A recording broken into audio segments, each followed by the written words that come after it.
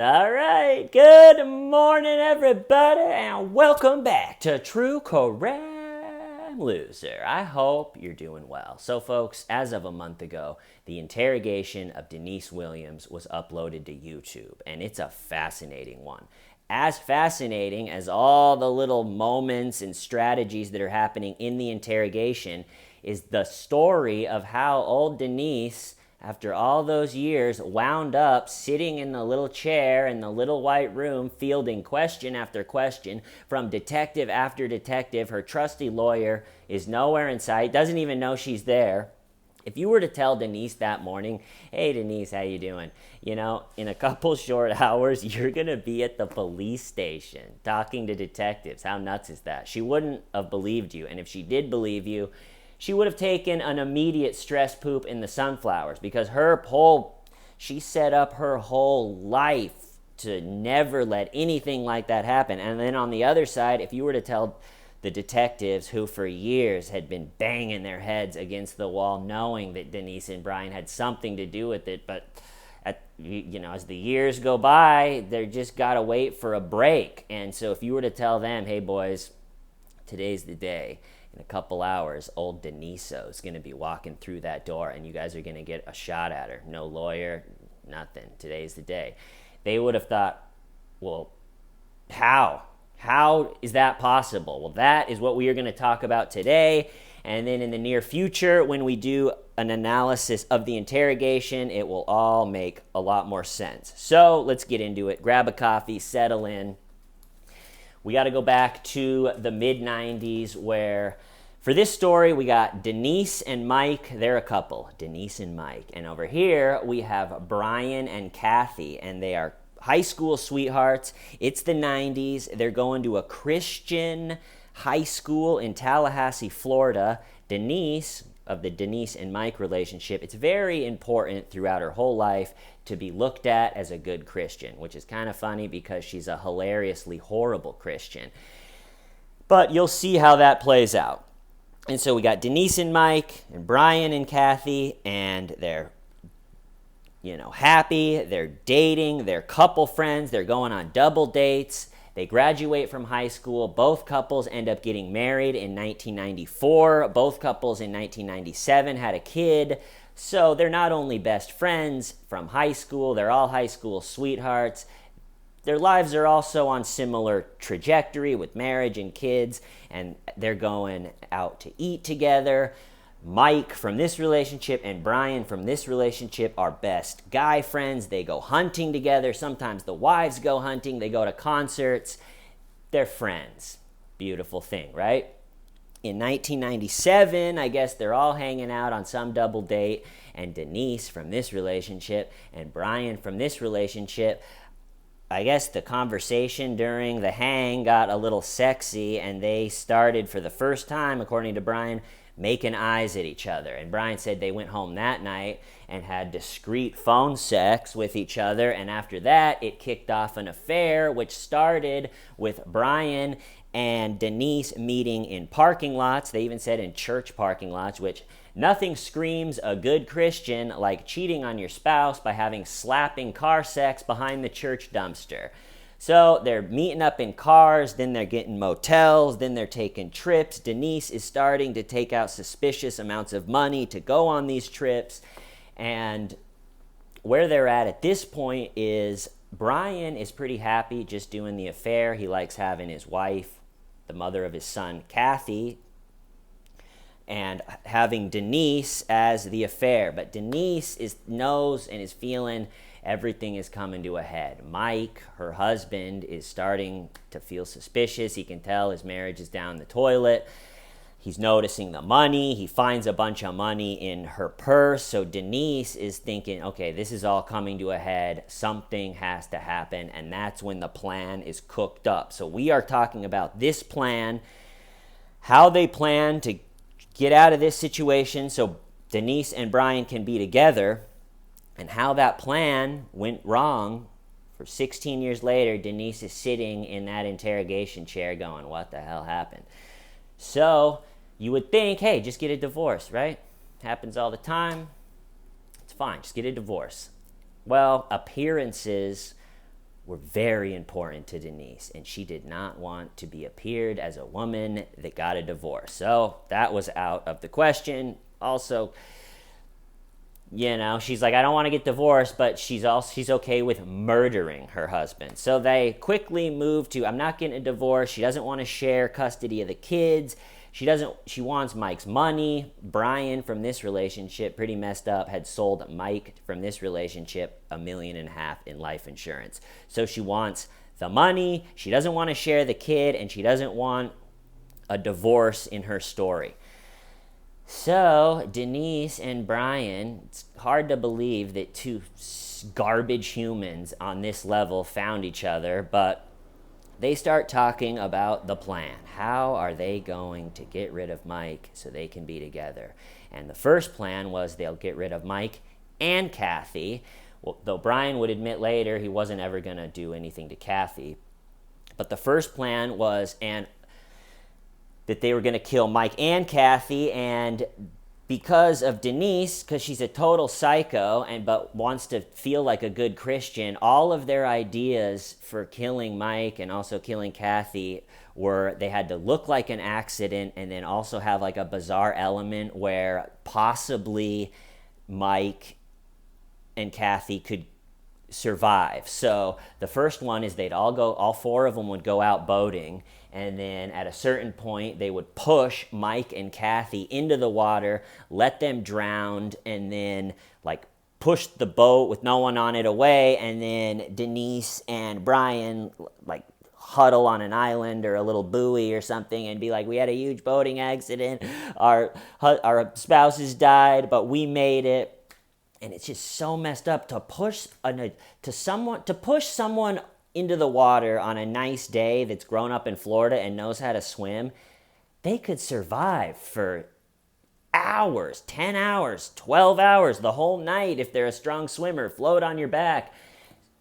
Probably hypothermia could get you before exhaustion. But anyway, it's just such a messed up, brutal way. But Brian wasn't going to have that. He secretly wasn't going to kill Kathy. So then the next plan was, and this is the one they did, is Brian was going to take his wife out to a concert, make sure she drinks a bunch, and then also he said she had a medication. I would guess it's either Zanny the Nanny or Klonopin or Ambien, but she had some medication. So the plan was take Kathy out to a concert, give her a bunch of drinks, and then slip her some medication, probably Zanny the Nanny, so she even sleeps harder. And then Brian told Mike, hey, let's go fishing really early in the morning, but don't call me.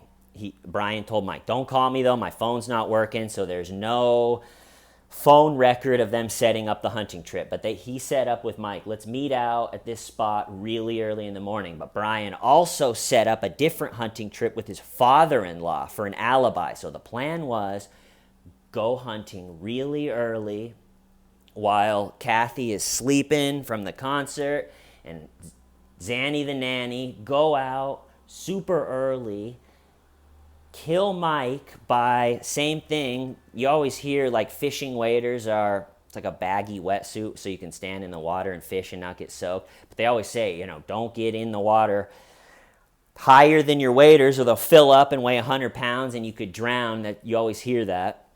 And so Brian banked on that, which was really stupid. But the plan was going to go out and he was going to like awkwardly make up a reason why they should put their fishing waders on early, go out in the boat, push Mike off the boat, have the waders fill up with water, sit there while his best friend died. What a guy that Brian is. And sit there, watch his friend die. Then they were on Mike's boat, push his boat so it's floating around.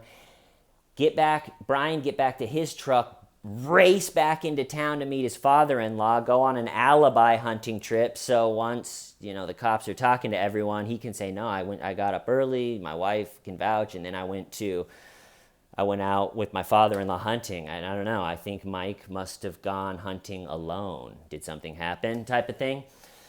And so he had told Mike, don't contact me. They meet at a gas station early that morning. They go out to the hunting spot. Again, I'm sure that Brian was just acting awkward and weird. Poor Mike was like, well, my best friend's acting weird today. But Brian was like, we got to put the waders on now. Before, normally they would have waited. So I'm sure they were like, okay. And they put the waders on. They go out in Mike's boat. Brian gets his best friend to stand up. And in one of the most sickening situations that I've seen or heard about is Brian pushes his best friend Mike into the water. And, you know, Mike grew up in Florida. He boats all the time. With the adrenaline and everything, he just easily took off the coat and the waders.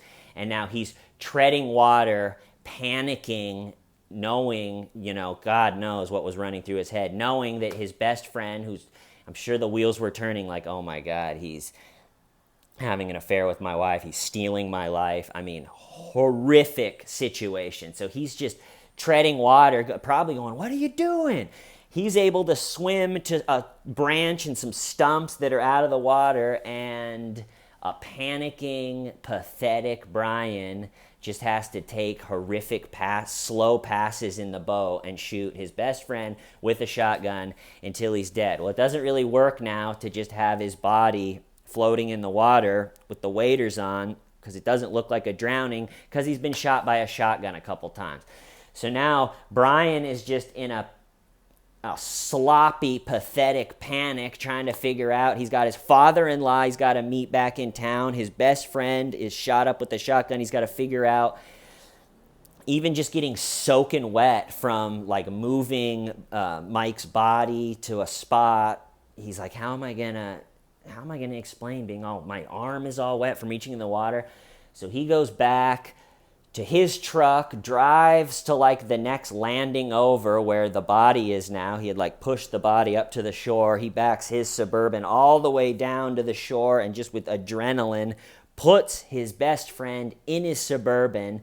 Now he's just driving back to Tallahassee to town. He's super late for his alibi hunting trip. By the time he gets back to town, he drives around the parking lot where he's supposed to meet his father-in-law. It's way too late. The father-in-law has left already. So now he goes, all right, I'm going to go home. And so now at this point, it's all weighing on, is Kathy still sleeping? Because if he gets home and she goes, what is going on? And Mike is in the back of the Suburban, it would have probably gone real bad real quick. So he goes home. Somehow Kathy is still sleeping. He takes off his clothes, he crawls into bed, and he halfway wakes up Kathy and goes, hey, babe, I slept in on accident. I missed the hunting trip with your dad. I'm going to call him. So he calls on his house phone to put that on record, calls the father-in-law, hey, I slept in. I'm so sorry. And so there's a record where he calls that. And then without fully waking up Kathy again, he goes, hey, I'm going to go out and work on a little bit. He trained hunting dogs at the time. So he goes, I'm going to go train hunting dogs. So then still, you got to think where his mind's at, just panicking. And he goes out to try to figure out where to put his best friend's body. And when he goes out, blood is running from the corner of his tailgate onto the driveway. What a scene. And so he has to get a hose and like spray that off, and then he's just driving around Florida going, where am I going to bury my best friend? He finds a lake with the waters down, and he stuffs them under, and he finds a spot, and he's being eaten by ants, and he's thinking, how am I going to explain all these ant bites? And just like a movie, a car comes, and he has to like put the shovel down and make it look all good, and go stand up by the truck like, hey, how you doing? Yeah, I love the outdoors. What's going on with you? And the guy's like, yeah, I'm gonna hunt over here. And all right, cool. And then that guy leaves. Ooh, okay. And he goes and he finishes burying his best friend, and then he goes back home. And very lucky for Brian and Denise, the narrative Mike is reported missing. Where is he? Everybody's freaking out, and the narrative goes that it was some boating accident, and he disappeared, and he must have been eaten by alligators. And Brian's dad loved his son's best friend, Mike, and so his dad is out there spearheading the search. We got to find Mike. He's your best friend. So Brian's dad is frantically searching out there on the lake in a boat, and his little worm of a son, Brian, is just sending him in every wrong direction, sending everybody in every wrong direction. Couple days after that, when people are starting to think, why isn't there any trace of him? Even if he'd be eating, there'd be some bones or an arm or something. Brian put a hat out there, like a hunting hat, and then identified it. He was the one that I think found it, or someone else found it. Look, a hat! And then Brian was the one that identified it, like, that's Mike's. And so that took the narrative of just a boating accident where he disappeared, and somehow, even though the plan went to slop, it kind of worked. And then it became, okay, that part of the plan worked. Now Brian and Denise had to figure out, how now do we keep it in that direction and, not go down for it, and then also get together without looking too suspicious. So first, they waited 5 months to see each other. Denise really didn't leave the house. She didn't put herself on camera. She didn't do an interview. And Brian took the role with his dad of searching, and we're out on the lake. And so for 5 months, they didn't see each other. And then they started to see each other a little bit, and Kathy knew that they just loved each other, so Brian's relationship was going to pot. And they thought they were so cunning, and they were so smart, and they were the bad to the bone couple, Bonnie and Clyde, do whatever we want. But what they could never foresee, or what they could never think about, is how long life is and how much you change. And by pulling that off together, killing Mike together, they in a way locked themselves in a cage with each other, because they know they both have this deep, dark secret with each other. One, Brian is capable of horrific things, and also he is an emotional roller coaster, flies off the handles. So Denise not only has to keep him kind of around no matter what, because she doesn't want him freaking out and hurting her. He could do it. Or getting into some emotional state where he tells someone else or does something stupid, which kind of what I'm talking about is, all right, so they're together, they get together, they think they got rid of Mike. Denise gets the life insurance from help from Brian's dad, and it's looking like their plan is just going to work. And I'm sure Denise, being as cunning as she is, was confident and thought, as long as we don't say anything, what can they do? But just a couple years later, their relationship, just like their past relationship, now is also in the toilet. Brian, who's a sex addict and will later get addicted to prostitutes, and it gets really dark, Brian starts sleeping around. He's sleeping around with, women around town, and Denise starts having an affair with some guy named Chuck. Well, Brian finds out Denise is banging Chuck. This is two years after they killed Mike, and Denise is on a trip, and Brian is furious. He's going, I killed her husband for her. I've done so much for her so we can be together, and she's banging some guy named Chuck on some trip to Atlanta. And so he, I guess, gets a gun, finds out what hotel they're staying at, sits in the lobby, waits for Denise and Chuck to come walking through, and when they do, he flips out and goes, I got a gun, get rid of this guy. And apparently, Denise, she's probably thinking, God, what am I going to do? I'm just chained to the hip with this psycho. He's a murderer. What am I going to do? And so Denise is like, calm down. What are you doing? And she tells Chuck, go get a room by yourself. I got to deal with this. This guy could get me in trouble for insurance fraud. And Brian hears that she got rid of Chuck by saying this guy could get me in trouble with insurance fraud. And that made Brian furious, because in his mind, he's like, if you just keep questioning up the ladder from the insurance fraud, you get to the murder. So in his eyes, she told another party about the whole thing. And just the once, we're Bonnie and Clyde, bad to the bone, sexy, Now they're just in a toilet relationship and can't get away from each other because you want to be around, okay, we got to, they'd always meet up, and if one of them was paranoid, we're going to get caught, the other one would kind of talk them down, so they were just in this cage together.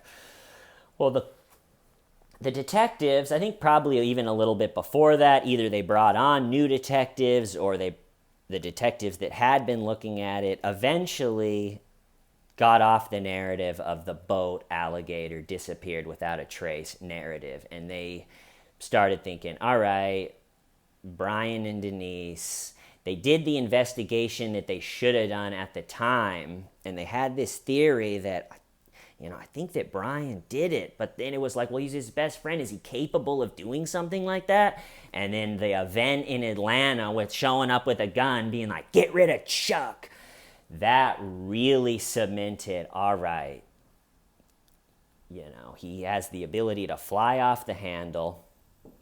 He has the ability to do something like that. Obviously, him and Denise have some sort of past if he's showing up to Atlanta to break up the Chuck weekend. And so they really intensifies to looking at Brian and Denise, and they do a pretty thorough investigation. As the years go by, they go and find Denise's car from a junkyard. They go find Brian's car like a couple states over, I think. And they really try to do, like I said, the investigation that was never done in the beginning. And as the years go on, I would say perfect scenario for Brian would have been he can continue to sleep with the prostitutes, but nobody knows, and he has the money to do it. But also have Denise and have that and have her love and, just however Denise made him feel. I think he wanted his prostitute life, but also Denise. And I think after 5 years or something, they actually even got married. So now they're married at this point, but as the years go on, it just really goes down the toilet. So, like I said, he is an addict, and as the addiction progresses, it just gets sad and more prostitutes, but he wants Denise. And I think best case scenario, Denise, as the years go on, she just, I think, probably wants nothing to do with Brian anymore. She just wants to, more than anything, just disappear and have nothing to do with the sex-crazed, prostitute-loving, emotionally unstable, fly-off-the-handle, violent Brian. It was a bad choice to lock yourself in a cage with someone like that. And she could maybe cook up, find another guy and woo him to kill Brian, but that would just take so much. And so after years of just it going south, in 2012, they start the divorce process between Brian and Denise.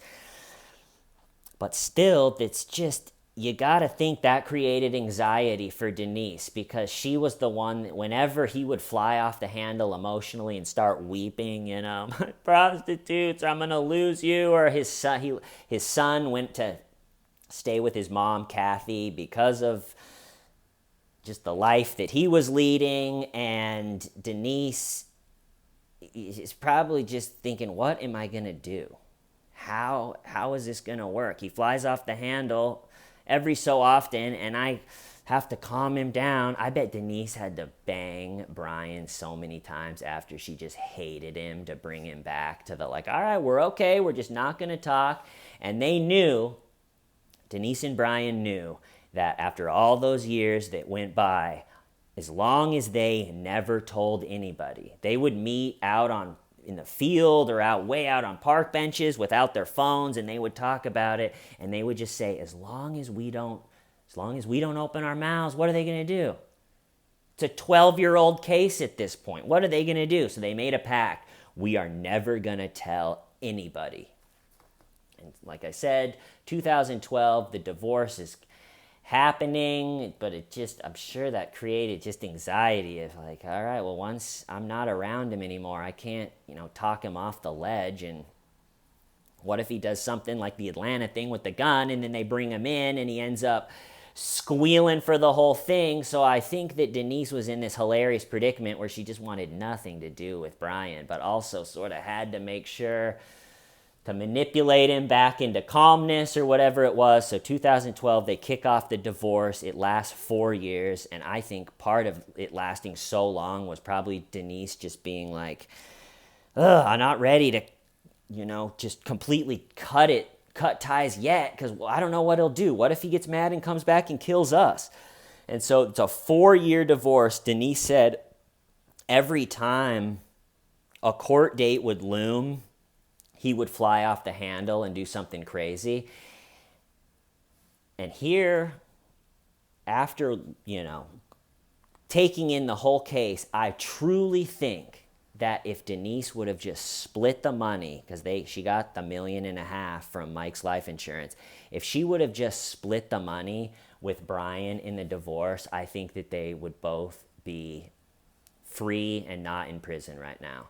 But she was greedy, and not only did she want a divorce, she was using all the prostitutes and possibly drugs, which in the interrogation, she brings that up a lot. He's prostitutes, and I think drugs. Maybe it was the drugs. She's really trying to get the narrative that he's a prostitute-crazed drug addict.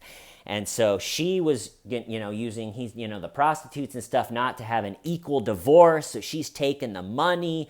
So as this divorce looms, now it's 2016, 4-year divorce. Brian is in a horrible state. He's just crying all the time and weeping.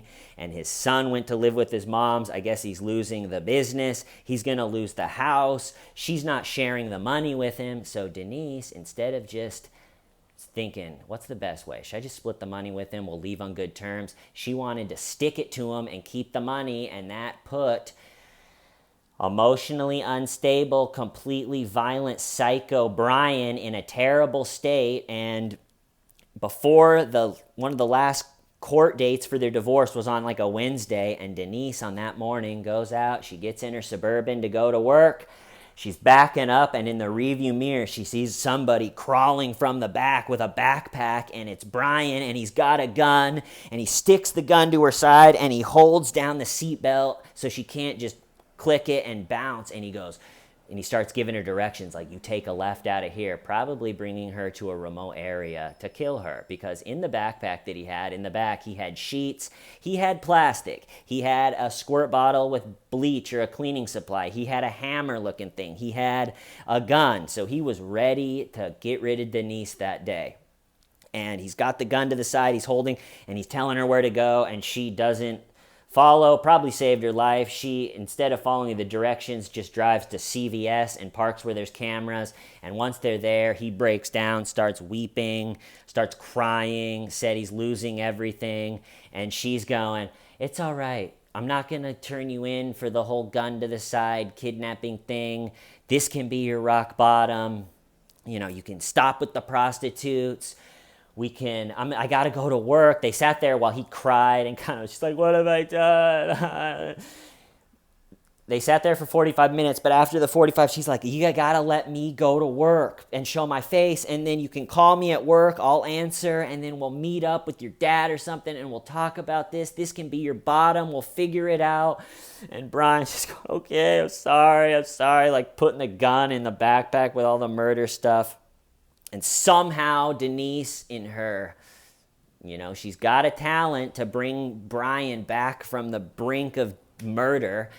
And so she brings him back, and he leaves, and he thinks that she's going to go to work, and he's going to meet up with her later and keep talking about it. And finally, after all of that, we're to where I wanted to get in this video, is Denise is put in one of the most fascinating predicaments that I've maybe seen on this channel, because she's sitting there going, if I go to the police, I'm walking into the police station where I have made sure to keep my mouth shut and not get anywhere close to for these 16 years.